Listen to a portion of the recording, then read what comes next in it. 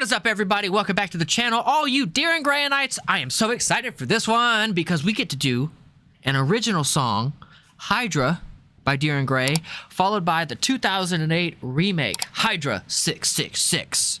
I love you guys so much. Leave me comments down below in the YouTube section for further reaction suggestions. And if you are new here, please like and subscribe to the YouTube as we continue down this rabbit hole. I love you guys. Here we go.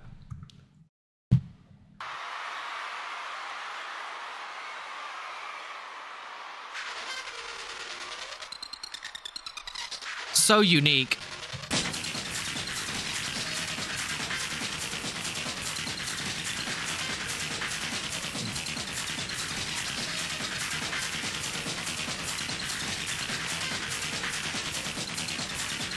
Their performances are always so different.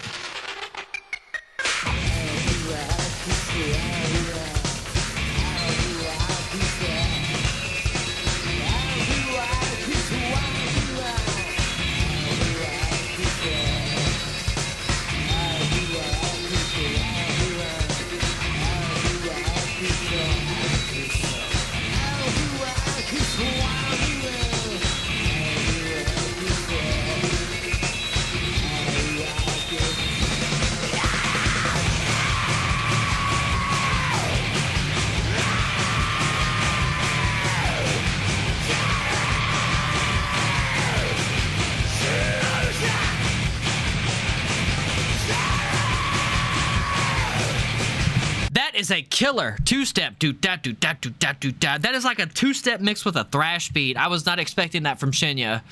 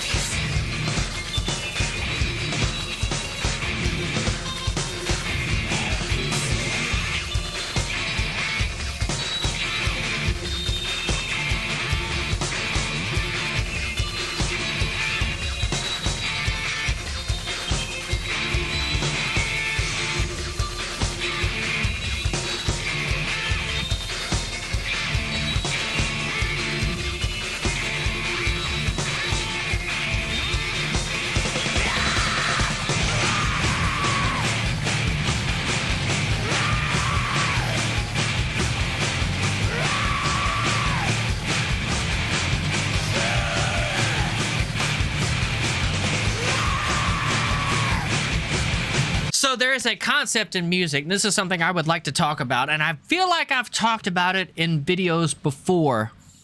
Sometimes in music, it is the silence that speaks more than the inputted sounds, whether it be vocals, drums, guitar, or bass, or synth, or like vibra harp, or whatever, like in Tsukikyo and all that kind of stuff. This is one of those instances that the silence speaks more, infinitely more than any lyrics possibly could. Kyo has a wonderful way with each new song that we get to do of surprising me and being inventive and reinventive of his genre, which of course this is metal, but I don't really know what like type of metal. Thrash metal, I suppose, would be like the closest, but Deer and Gray deserves their own genre because each song that I have heard by them is absolutely and utterly different than every other song, and it stands on its own. It's like, I really don't even know how else to describe it. Like Deer and Gray really, truly, with each song, like no two songs sound alike, and that is the common theme in a lot of modern bands. The guitarist or drummer or what, or I say drummer, excuse me, the guitarist comes up with a new technique or learns a new technique, learns a new key, tuning, whatever, right? A new scale, and they write the entirety of the album in that scale because it kind of melds together. But the problem with that is too much of the same thing, everything becomes muddled in this tar, and you can't differentiate this song from this song, from that song to this song, and parts of this song you think are part of this song, and it just drives you nuts, and you can only really listen to like 1 or 2 songs off the album. But that is what makes Dear and Grace so unique, is that every single song sounds completely isolated and different from any other song that they possibly have, and I absolutely love it. Love it.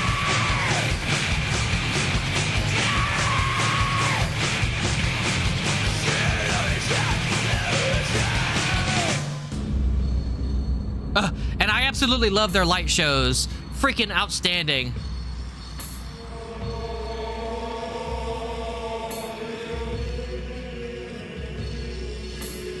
Oh, here's a fun fact.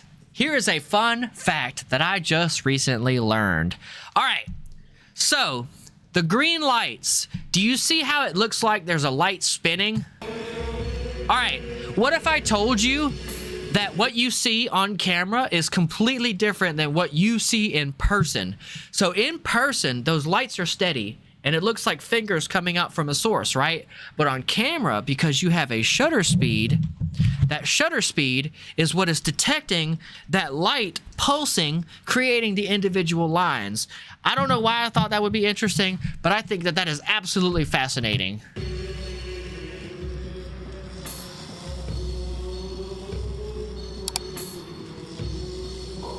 So cool.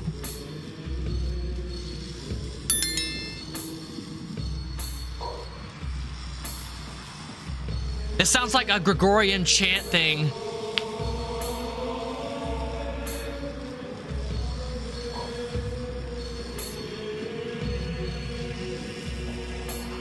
That's cool.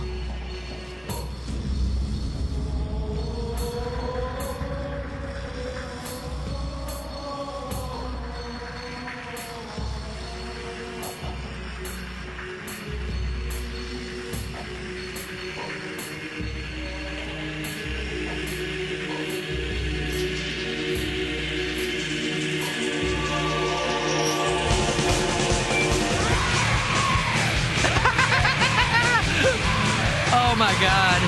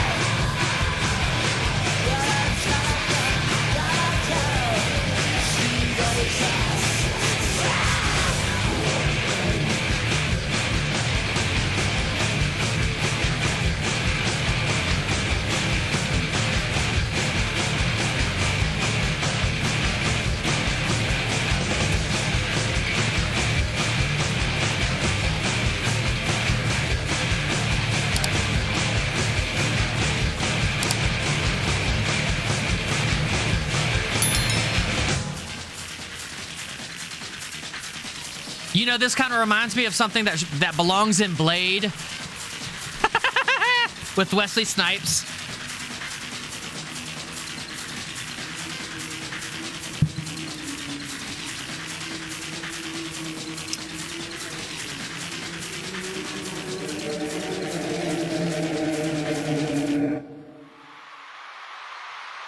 What a crazy song.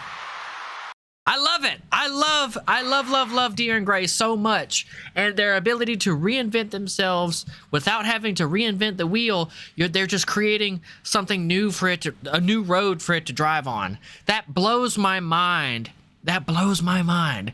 So now, without further ado, we get to go into the 2008 version of this song, which I very much look forward to.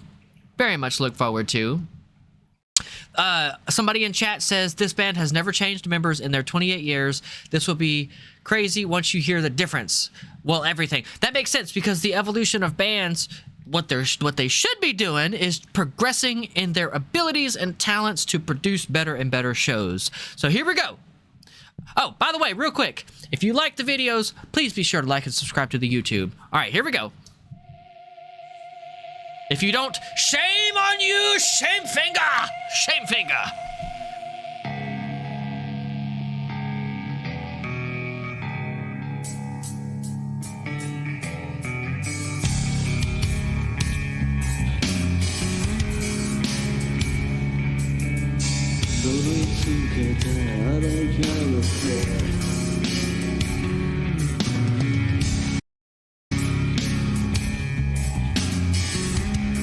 Damn, already this doesn't even sound like the same song. That's unreal.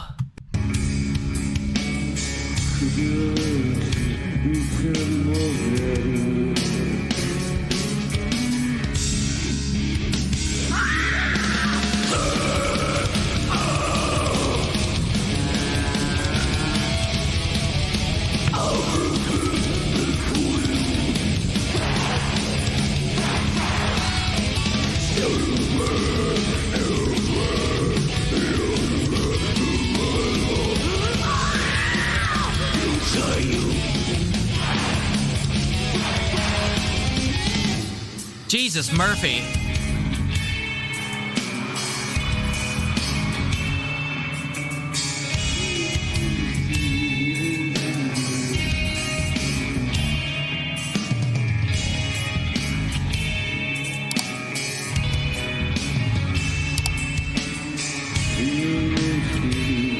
I love the fact that he's got two snare drums. He has one right here in the middle where his kit goes, and normally, and then to the left of the hi-hat there is a separate snare drum to be able to do those hits, da da da da da da, do do do do, to be able to do the right hand split, left hand stuff. That's really cool. I just noticed that.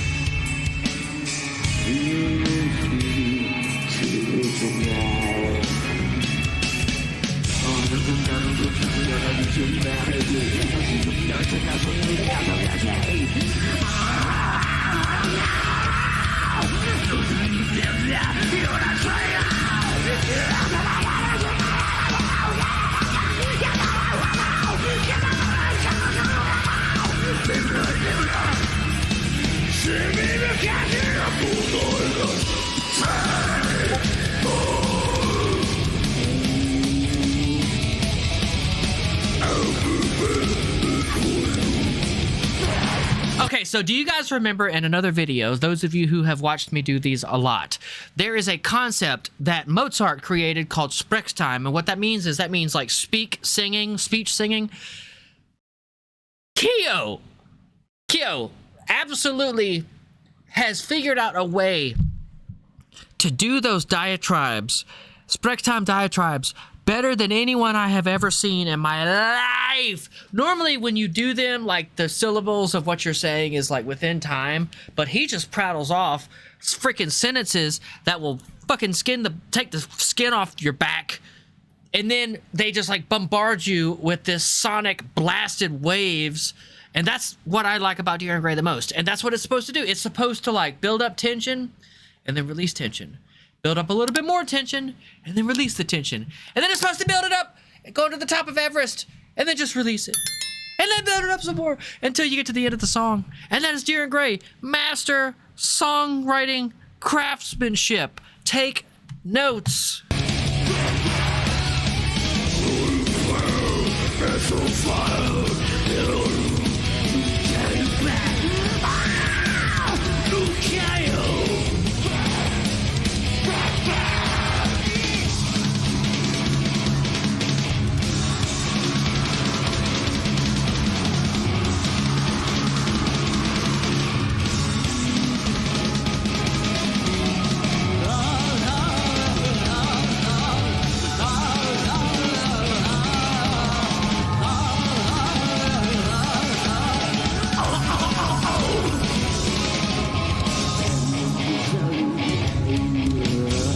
Very rare to hear a bridge go into another bridge. I've talked about that a lot too, that the most important part of your songs, obviously besides your intro and outro, you have like 5 to 15 seconds in order to hook the people to that when they first listen to your song which makes it kind of the most important, but it's equally as important as the bridges within your song. If you have damn good bridges, the connecting blocks that connect your verse riffs and, you know, the rondo form that your whole song is written in, ABAC, ABA, if you have a good bridge that connects everything, man, you're solid. That's award-winning. That's award-winning.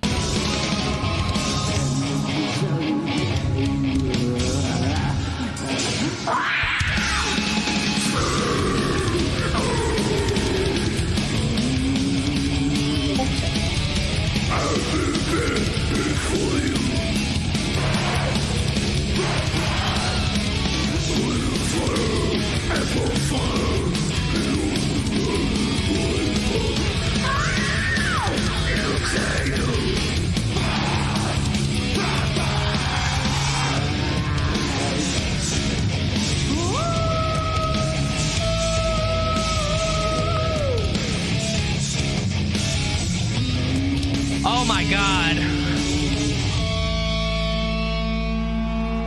Oh man.